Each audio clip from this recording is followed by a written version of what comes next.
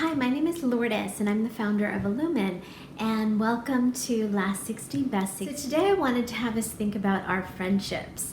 So every day this past week we've been looking at different areas of our life, and the area of friendships might seem to be very simple because we have friends. When we're looking at our lives, I'm looking at how to up-level every area of our life so that we do have this feeling of overall satisfaction and joy and happiness in every area of our life. In the area of friendships, so I found this area somewhat challenging to work with. And it's not because I don't have friends, it's just that this year I really made an intention to up-level my friendships. So at some point I realized that I had a lot of acquaintances, and it kept me very busy on some level and always having someone to talk to on the phone. But I was really looking for like friends who I could meet with on a regular basis or rely on and really feel like people had my back. And it's a fine line. Like I'm kind of talking about like having a lot of people in my life and not feeling like I had close friends. And so I actually really worked on that in the last 2 years. I had an intention to up-level my friendships, and even the friendships that I had that were acquaintances, to really go deeper into some of those. I had mentioned before that I was really interested in being a nun at some point in my life. And one of the things that really attracted me about that lifestyle was the perceived sense of quality relationships. So people who shared values and shared commitments to the community and shared a faith life and a love of spirituality. You'd think, I guess I just thought that's like my perfect life. I would want to be with people who had all this in common. And as I looked into it, in fact, it's not always easy to form good friendship, even if there is a perceived level of commonalities. And so it made me really think about like, how do I build my friendships? And not just rely on the fact that we might like to do the same thing. So whether it was in religious life or everyday life, I really was looking at like, how do I develop deep friendships? There's actually a great book called Anam Cara about soul friendships, and that really made a difference in my life to really distinguish like people who we share like a soul conversation as opposed to really superficial conversation.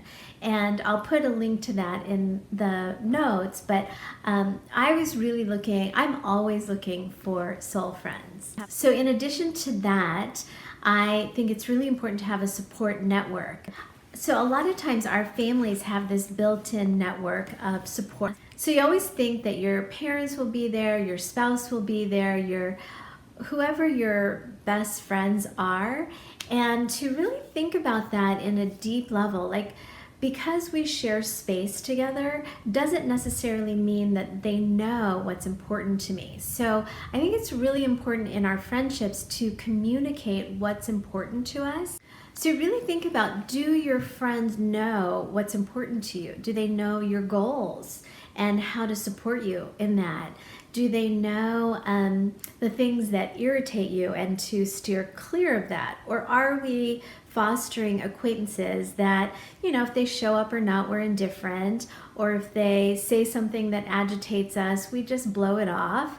Because I really think that when we're refining our friendships, that it's kind of like taking smooth fine sandpaper and really smoothing out some curves or making things more glossy. If you're familiar with working with sandpaper, I'm actually not that familiar, but Jason works with it on his guitar. So I just know that, you know, there's a certain glossiness that you can actually achieve from refined very fine sandpaper. And so think about that in terms of working on your relationships. Is there a way to go deeper so that you have like a smoother, more known quality, like you feel known and then you know your friends? So sometimes it's easy to say, I have friends, but at this point in your life, I really encourage you to think about how to really deepen friendships in a way that feels really satisfying on a deep level. So we all need friendships to really feel seen. So one of the worst punishments, which is how they really punish prisoners in jail who are already in punishment, is to put them in isolation. So when you think about like what is it that our human soul, our human spirit really needs is connection. And that's really what this area of friendship is about on a deep level, is really like who sees us. You know, if we don't have a partner and or don't have that in our partner for whatever reason, we still need and can get that feeling of being seen and connected with our friends. And it takes a lot of work to remove a lot of the kind of superficial layers that a lot of friendships can have, a lot of acquaintances can have.